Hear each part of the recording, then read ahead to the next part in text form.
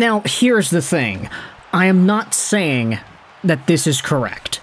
I'm not saying that this was the right way to think about it. Nor am I defending the integrity of my favorite NHL team, the Vancouver Canucks, by making this kind of a video. But what I wanted to do was try to get into why this may have been. Because today we're talking about Montreal Canadiens top defenseman Lane Hutson. A guy who has taken the NHL playoffs by storm. He is one of the highest scoring players in the entire postseason so far, let alone defensemen. He's got 14 points in 15 games so far in the postseason, which follows up his 78 points in 82 regular season games. Hutson is in very good company when you look at this specific stat. NHL D-men point totals through their first 19 career Stanley Cup playoff games. Adam Fox, in his first 19 games, had 22 points. Al MacInnis had 21. Lane Hutson has 19. Brian Leetch had 19 too. Bobby Orr and Ray Bourque each had 18, along with Quinn Hughes, Denny Potvin, 17, Sergei Zubov, 17, Doug Wilson, 17, and Is He Good Enough, 17. Lane Hutson is one of the most productive defensemen we have ever seen in the National Hockey League and in the Stanley Cup playoffs. But the update that I wanted to dive into today is about how, according to what Rick Dhaliwal said on the crossover Donnie and Dolly Sportsnet 650 Canucks Talk episode on Wednesday, the Vancouver Canucks had Lane Hutson on their do not draft list at one point in his draft year. They thought he was too small. Now, this is so annoying as a Vancouver Canucks fan and a Montreal Canadiens fan. They're my first and second favorite teams. Here's the thing about the idea of Lane Hutson being too small. It's that he's not. He's 5'10", 165. Okay, sure. When he was draft eligible, he was 5'9". Not that big of a deal. The thing with Lane Hutson is, he was a player that was so small, and he played such a versatile, electric, flashy game on the back end that the majority of NHL teams actually probably thought the same thing. He was taken 62nd overall in the 2022 draft, and you could arguably say that he should have been taken first. Yeah, the real first overall pick in that draft was Juraj Slafkovsky. He's pretty good, but Lane Hutson, I think it's very fair to say that he probably could or should even go over Slav if you were to redraft the draft. Hutson was passed over by every single NHL team, at least once, and the Montreal Canadiens taking him at the end of the second round will go down as one of the biggest draft steals we would have ever seen in the 2020s and beyond. But for Vancouver to not even consider Lane Hutson, not even to think about him as a player worth drafting at any point in the draft, it's infuriating, but I also wanted to go out there and try to explain why that might have been. Because yes, it's easy to say the reason they didn't want to draft Hutson is because he's too small. But I do think there are some extra elements that make a lot more sense rather than the he's too small, therefore we're not drafting him argument.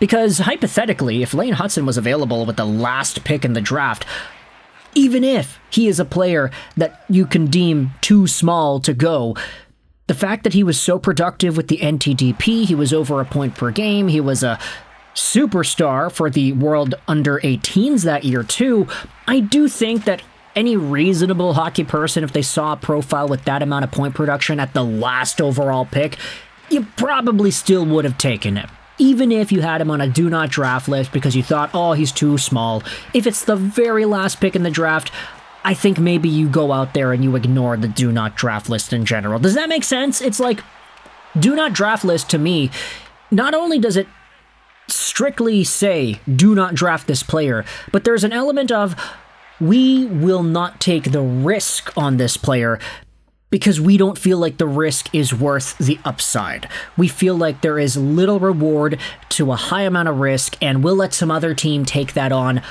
not us.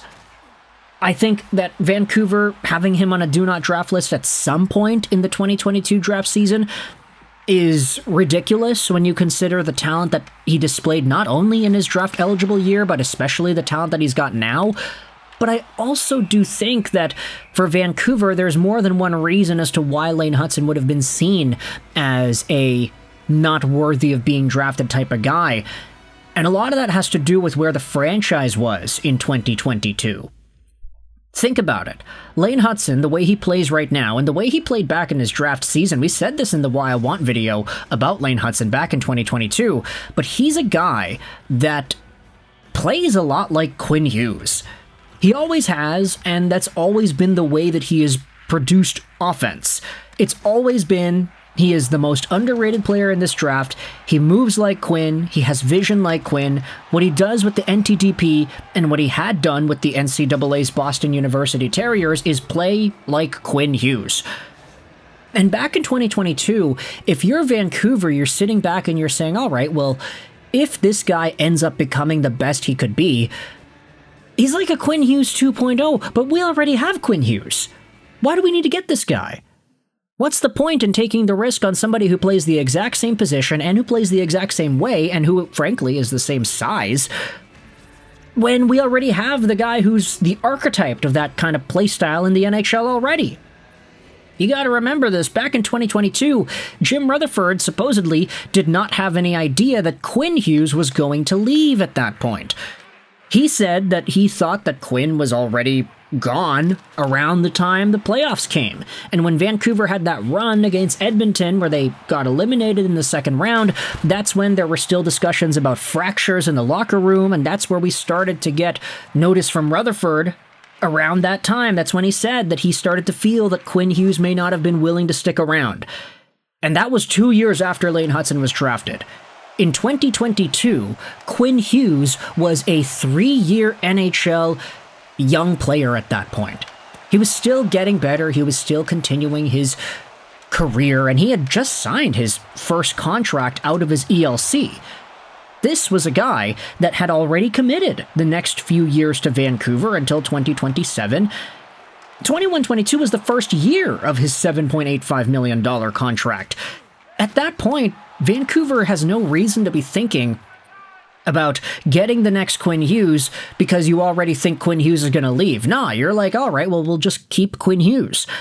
It makes a lot more sense to me in that way if you think about Lane Hutson and the redundancy of a player profile like him from Vancouver's perspective, rather than just putting a finger on it and saying, yeah, nah, they just didn't draft him because he's too small. I think adding another element to the conversation adds more clarity as to why this decision could have been made, and it definitely makes a lot more sense in my mind when you acknowledge that idea. If Lane Hutson becomes the best version of Lane Hutson, not only is he small, not only is he a guy that we're already wary on drafting anyway, but if he gets to his peak, what do you got? You got Quinn Hughes 2.0? Well, then we'd be holding him back because he wouldn't be able to play number 1 minutes because we already have Quinn Hughes. And do you need multiple Quinn Hugheses on the team? For one, I think it's fair to say that, yeah, you could take as many talented players as you want. Who cares if they all play the same way? But at the same time, that's the reason why Adam Fox wasn't going to the Olympics this year. Team Canada already had Quinn Hughes and Zach Werenski. They didn't need Fox. They are an example of sometimes a team doesn't just necessarily take the most talented guy available because they have other players who can fill in that same role, and you can still do okay. I'm not saying it's right. I'm not saying that I wouldn't have drafted Lane Hutson. I'm not saying that I wouldn't have liked to have stacked Hughes on one power play and Hutson on the other one. But what I am saying is it makes a lot more sense when you think about it like that. And I'm not defending it specifically. I'm just trying to reason it out in my brain internally, and I wanted to share that here on the YouTube channel, so you can let me know your thoughts in the comment section below. How do you feel about the Vancouver Canucks at one point having Lane Hutson on their do not draft list in 2022? It makes a lot more sense in my mind when you think about it this way, but you can let me know in the comments whether or not that's actually worth it. I hope you enjoyed this video.